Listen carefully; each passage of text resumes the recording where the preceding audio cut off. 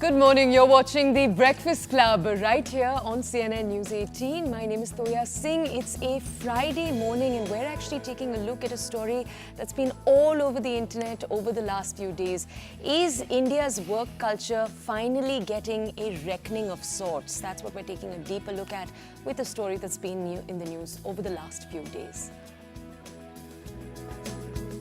I'm sure you already know what we're going to speak about, but we'll do a deep dive into understanding what kind of recognition is actually required, what needs to change, and more importantly, because this is TBC, we will look at solutions. How do we spot these signs early and what course correction can be done? I'm Sonal Mehrotra Kapoor. Let's get started.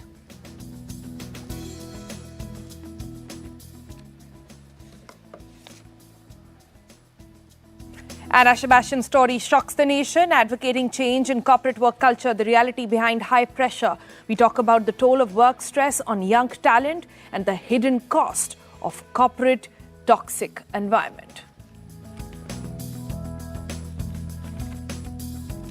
After that, we're going to be switching tracks to something very, very different. You can already see it on your screens. Earth's going to have a new companion for a little while. It's a temporary mini moon.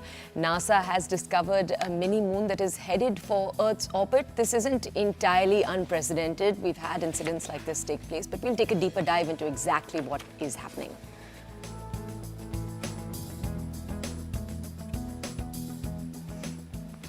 Also on the program today, we meet the cyclist who is cycling for a cause.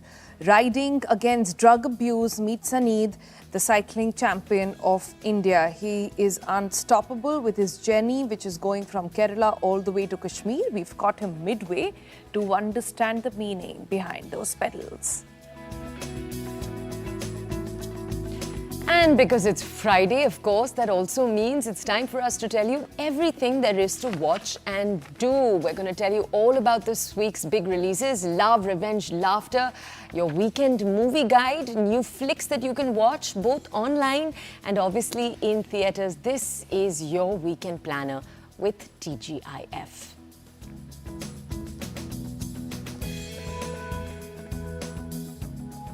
All right, let's start the program today. We've been tackling with the story. You must have seen it all over your social media, on the internet, even on TV channels at this point, that has shaken all of us. It's the tragic, shocking loss of a 26-year-old chartered accountant, Anna Sebastian. Anna was just 4 months into her job, her dream job, and she lost her life after facing what her family now calls immense work stress. In her mother's heart-wrenching testimony, it has sparked outrage across social media, calling attention to the pressures of the corporate world. Here on The Breakfast Club, we have often discussed the importance of work-life balance and managing stress. We've discussed blurred lines between work and life and the relentless pressure to perform that comes in at a devastating cost and consequences that we all face, often leading to neglecting our health in the process. Yet, then once in a while come stories like Anna, where we understand that work pressure, toxic culture does not just lead you to anxiety, does not just lead you to depression, but it can lead to taking away of lives altogether. Right. Anna's story is shared by her heartbroken mother, and what we're actually playing out for you right now is excerpts from the letter that her mother had written. It's a wake-up call for all of us.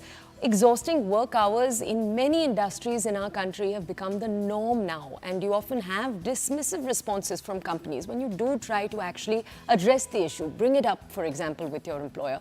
Now, Anna's experience raises each of these critical questions. We're going to be taking a deeper dive and a deeper look at them. We'll also look at the question, is the outpouring of grief and outrage on social media a stark reminder of just how many of us in different industries are affected by this?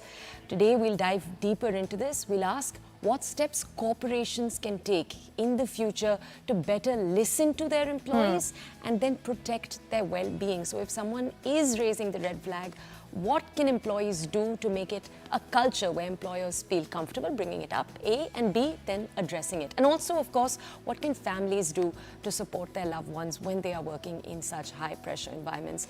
And obviously had very, very supportive parents. We'll take a deeper dive. We have guests joining us today. Joining us today are two experts who will help us navigate this complex issue.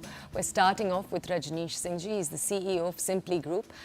Sir, good morning. Thank you for joining us here on the show. Sir, we're taking a look at a very, very serious story today. And in this story, we're seeing the constant complaint of, and this is something that her mother has highlighted, that there was too much work taking place in this young girl's life. There was work pressure because she was very new inside the company in the first place. Is this a situation where, and I want us to step away obviously from this organization and look broadly, do you think this is a situation where HR should have been more hands-on? And I ask you this because you do look at HR solutions so deeply. You have looked at HR in different industries. What happened here? What do you think was missing? No, I think squarely, look, very, very important point you've raised, who should have read the signals. I think that is very, very critical. Let's understand the role of a reporting manager in any work situation. HR, for that matter, is at a slight distance, I would say. Not that they shouldn't be really aware of what is happening across the company due to long working hours and probably work stress that is going up. But it is very, very important that the man or the woman right in the front of the employee is the reporting manager who's assigning work on a day in, day out basis. And that's the person who should be reading the signals first. You know, that's because that's in relationship that's happening almost like a, everyday kind of a thing. So the first signals should be read by a reporting manager. And then, of course, if the reporting manager is also getting a sense that he or she is not being able to manage, I think that is where you kind of escalate it to a HR, you seek opinion or views or suggestions from the leadership. Now, in this case, definitely that has been found lacking. Probably the reporting manager could have done much more. What you read also in the letter is also like, he or she was assigning work towards the end of the day. Now, these kind of work behaviors from the manager itself is damaging. And if there are 8 hours, you start assigning work right in the morning. You just don't wait for the evening. I mean, it's like, you're literally creating pressure. Those are things that are avoidable. Of course, at the HR front, sensitizing the whole workplace, how you're really inducting people, really preparing them for the workplace becomes very important. But my take on this is that the reporting manager has a lot to do in these kind of situations. Yeah, totally in agreement, Mr. Singh, because even if you look at the letter, and I want to quote a piece from it, it says, when Anna joined this specific team, she was told that many employees had resigned due to excessive workload. The team manager told Anna then that you must stick around and change everybody's opinion about our team. And then the mother goes on to say that my child didn't realize she would pay for that with her life. A lot of people online have also spoken about how it was an individual issue. But when scenes like these have been spoken about, there were several other people before her who quit, this means this was a systemic issue.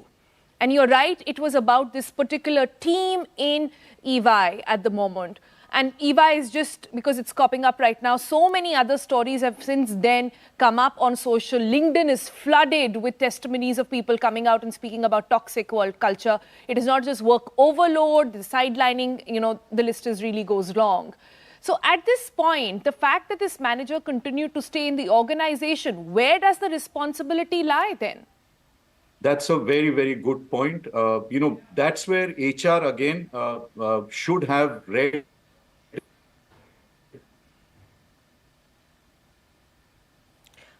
Okay, I think we've lost our connection briefly with Rajneesh. We'll just wait to re-establish that connection. Sonal, the letter you were reading out, and it's not just that letter, it's even the now circulated online letter of the CEO of the entire organization. That has been circulated. You also have the statement he gave to the Indian Express where he has explicitly denied any role that EY could have played. Yeah, let's just go over to Mr. Singh. Sir, do go ahead. Yeah. We lost you So for a what I second, was sir. saying was that, yes, so the role of HR also in this case, again, I mean, good that you pointed out that there was literally a trend of attrition under that particular manager. Now, that is where HR's role becomes very, very important, that they should have seen that trend of attrition of people leaving under that manager and should have definitely corrected, had a dialogue with that manager, made him or her understand. At the same time, probably taken a very, very serious call with the manager itself, moved the person probably into a different role where he or she is probably not a great team manager. No, so those are things that definitely HR should have taken up probably strongly with the leadership and pointed out that there is a situation building up under this manager and we need to be taking call on this. So that's one very important point that probably HR also would have missed out, and that's a wake up call for them. But at the same time, having said all that, the whole thing really boils down to the leadership right at the top for them to be, and for EY to say that we got a lack of people. And so, but, even a single case like this can be so damaging. And the saddest Yeah. part in the letter was that nobody attended Okay. her funeral. Now that is You serious. seem to be losing that line. I mean, Yeah. you can't have a situation like that.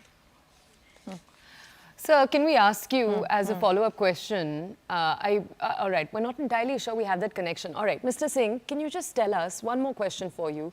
In the response that has come forward from EY, they've said from their side that, look, we do have mental health facilities available in the organization.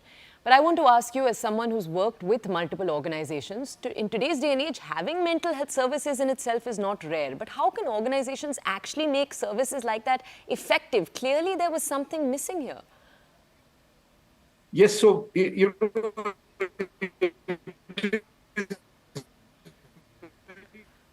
Okay, all right, it seems we've not got that connection with Sir. We'll look to re-establish it. For now, Sonal, all right, let's move on to our other guest till we try to re-establish that connection with Rajneesh. Yeah. We also have with us, and this is someone Yeah, who can but provide... Toya, if I might...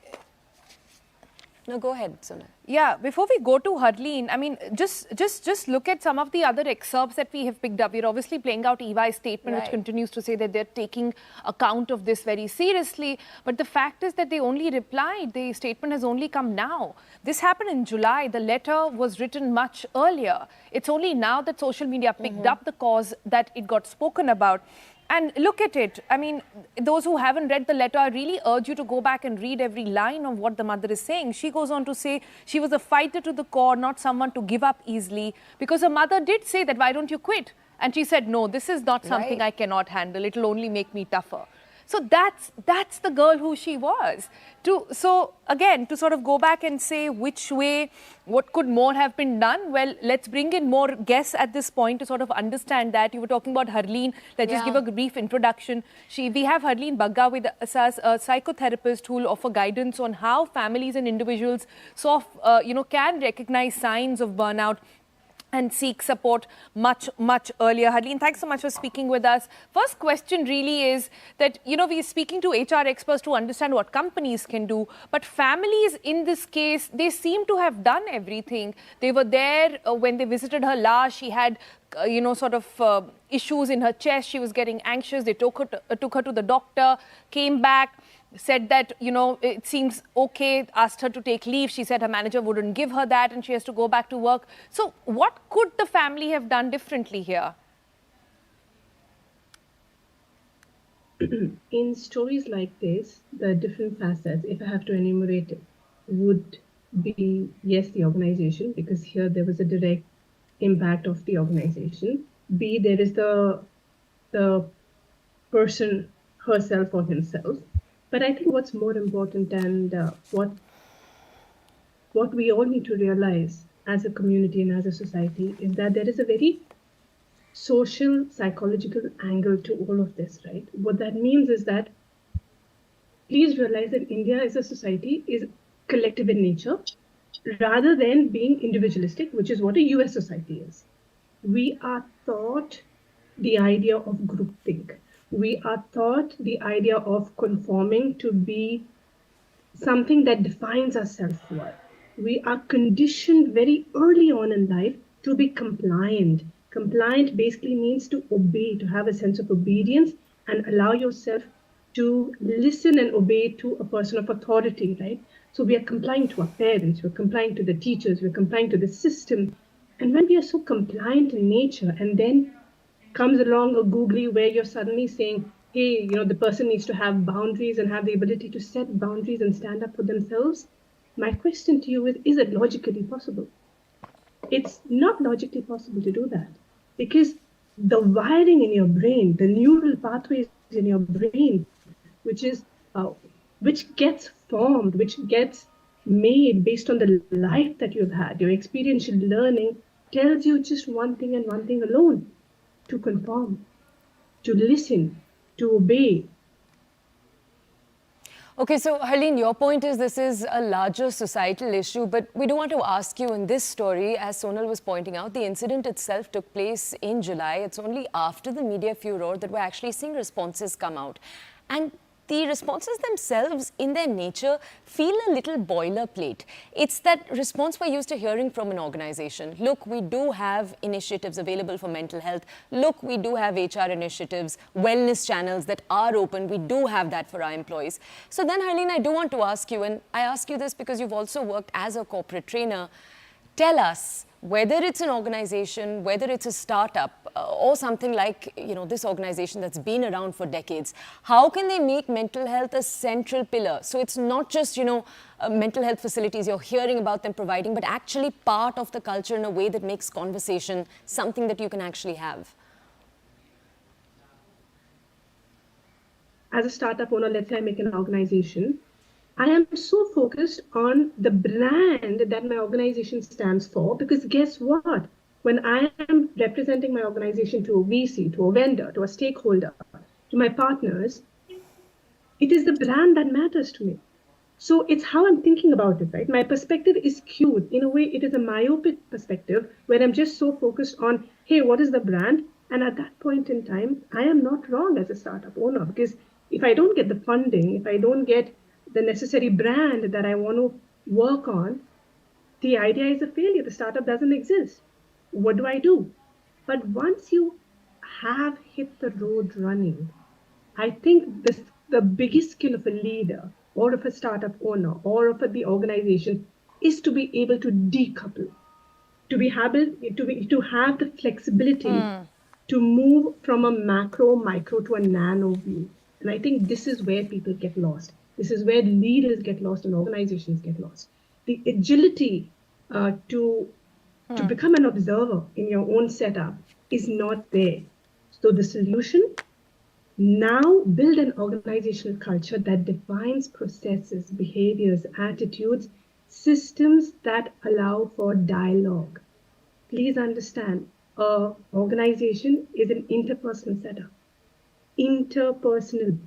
That word says something, which means that I need to be able to speak to you, you need to be able to speak to me, and we need to be able to speak to each other without fear of judgment.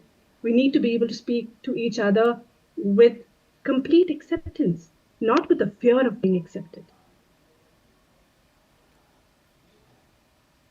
All right, Harleen, let me ask you this. What defines excessive workload? I mean, every generation has a different definition. I'm sure Narayan Murthy has a different definition, going all the way down to what's happening now. Every manager keeps saying that in our days, things were different. So every generation has a different reality. So what's happening here? How do we collectively come to a point where we understand that the work culture these days or the workplace these days will have more and more young people whose definition of what is overwork and what is work and life balance is very different? This is a fantastic question. I absolutely love the way you curated that question. All right, so let's address this from the employee point of view, POV. For the employee, if you feel that you are in a situation where you're unable to function outside of work, which means that all you're doing night and day is just work, work, work, work, work, then that is a red flag. Because if all you're doing is work, then it also gives you a very a clear picture that maybe there is a stress addiction that you are getting into. And if there is a stress addiction there, then that opens the doors to so many different problems. But that is just one option, right? The other option is that the easiest one is change in behavior. Hey, am I doing something that I don't necessarily and ordinarily do?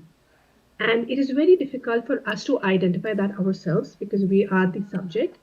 So have certain people in your around you, right?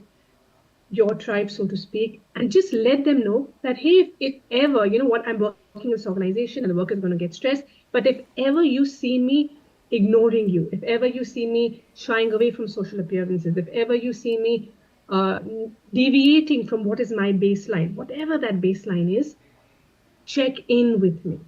Even if I don't want to let go of what I am doing, force me to take a break, take me for a meal out, and then talk to me. But Harleen, I do feel like that still puts the onus on the individual to some degree, right? And I think earlier what Sonal was also touching on, companies, how can they internally define? Because we're told that there are industries, media for example, where long hours are the expectation. But don't companies need to define where that long hour demand enters into the toxic region, and how can they do that internally? How does an organization convert this into a way that is scalable? Have metrics in place, have tests in place, have your own grading system that is able to assess the emotional health of the leaders there as well as the employees there. And try and see if we can make this as transparent as possible. It is very easy to say and very difficult to do, but I know for a fact, because I have implemented it, it is not difficult to implement it. And that is just one of the things that we can do. All right, Harleen, we leave it there for now. Thank you so much for those tips over there. I believe we have Rajneesh back with us. Mr. Singh, you know, the thing that's most shocking about the story and why it hit such a raw nerve for a lot of people is because this didn't come out of a startup. This did not come out of a workplace which glorified hustle culture. This came out of a big Ford's company. It came out of an established firm where people are eyeing. The minute you start, you think about becoming a CA or becoming something in life, you want to work for the big fours. That's the aspiration. And when it happens there, it really tells you what's going to percolate down in other places as well. But talking about this, how do we tell kids and how do we tell companies? And in fact, let me ask you this. Are companies aware that this is happening? I know of someone who went for an interview very recently and they asked their potential employer, the question, what is the work-life balance? They never heard back from that employer. Can you give us a reality check on how companies are feeling on work-life balance today? Very interesting. I mean, these are questions that young candidates do ask these days. They will, first of all, ask how many work days are there in a week to start with. So any day of 5-day work is preferred to strike a balance between work and life. The other thing that they come down to very quickly is, and what is the working hours? So those two important questions definitely are, in a way, defining a potential candidate taking up a job these days. Now, which means that at the employer end, it is becoming very important that you reset your own ways of working and really get aligned with what the candidates are expecting. So you got to recalibrate your culture, your kind of working hours that you have at place. Yes, there will be pressure from clients to deliver on a certain timeline. There will always be that pressure. And like you correctly pointed out, this is not a startup. Startups can be at another extreme altogether, Sonal. So this is a case of an established company for sure. And I was hearing the earlier conversation that For sure, there are platforms out there, there are helplines in the company. EY is not a new company. So they would definitely have all this in place. Yet, for a case like this to happen is definitely something that would be definitely asked, many questions being asked internally as to how we are functioning. So yes, it is important to really understand how youngsters are looking at the workplace today. They are willing to put in hard work, but if that becomes like a daily affair, that is where the problem starts.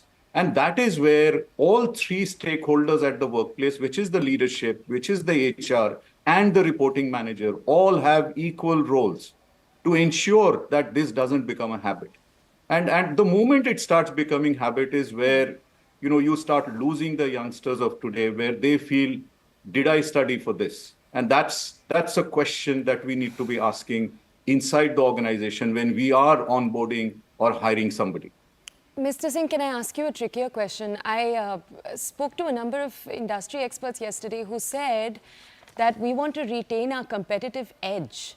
And that is why, because a number of organizations, especially the Big Four, they're doing a lot of back-end work for organizations, their partners that are located overseas. So they believe India's competitive edge is the long hours we can offer. Obviously, stories like this mean that that is unsustainable. But how can that reckoning take place, that realization that this is an unsustainable long-term model, especially as we've just said with a newer generation entering the workplace that has different expectations?